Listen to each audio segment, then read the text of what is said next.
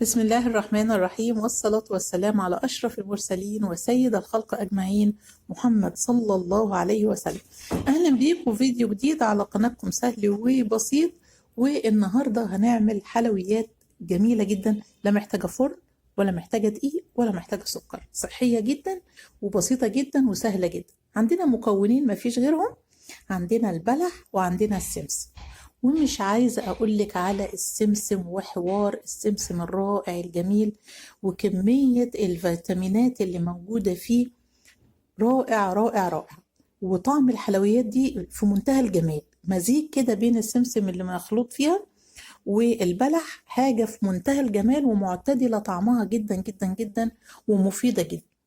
السمسم ده بقى انا عايزاكي تخلي ولادك يعملوا عليه بقى ابحاث، يعني الكبير شويه تقولي مثلا مين هيكتب احلى جملتين عن السمسم، بيتزرع فين، طب يا ترى ليه اسم تاني ولا لا، طيب ايه الفوائد بتاعته، يا ترى هو زي الألبان مثلا فيه كالسيوم ولا ما فيهوش، مفيد للعظم ولا لا.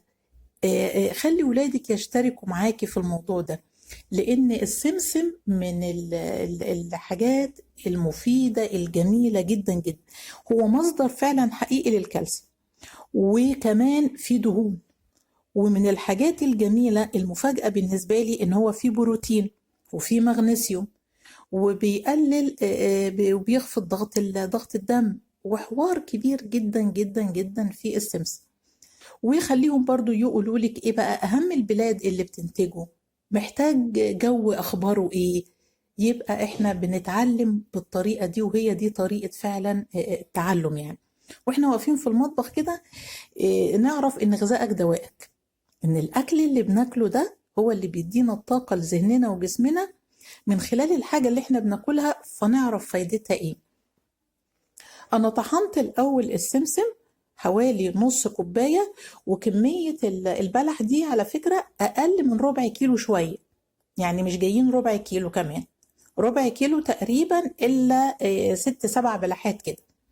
وعندنا نص كوباية السمسم طحنت الأول في كبة الخلاط عادي، وضفناها بقى طلعت بالشكل ده كأنها عجينة مع بعضها كده، ريحتها رهيبة.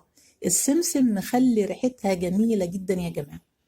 شكلي بقى بالطريقة اللي تريحك وبالشكل اللي انت عايزاه.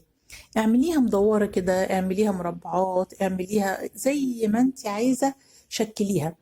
ممكن تعمليها كده وتحطيها في الخلة، وممكن تعمليها كده وتحطيها في عصاية الشيش طاووق. قدميها بقى بالطريقة اللي تعجبك.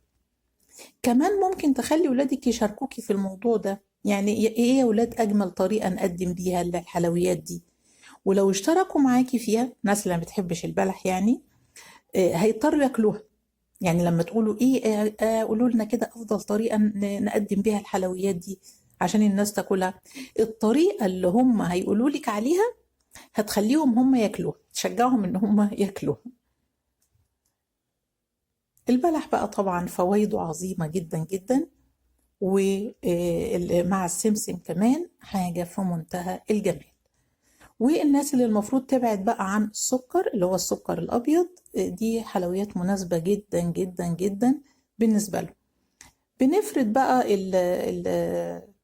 الورق بتاع الكب كيك، وفي غلاف للكب كيك أصغر شوية من ده جميل جدا، بس أنا ما لقيتهوش صراحة. فبنقدمه بقى بالطريقة ديت، وبتقدميه بالطريقة اللي تريحك، وبتاخدي اختيارات بأولادك في الموضوع ده فبيشاركوا معاكي. شكرا ليكم.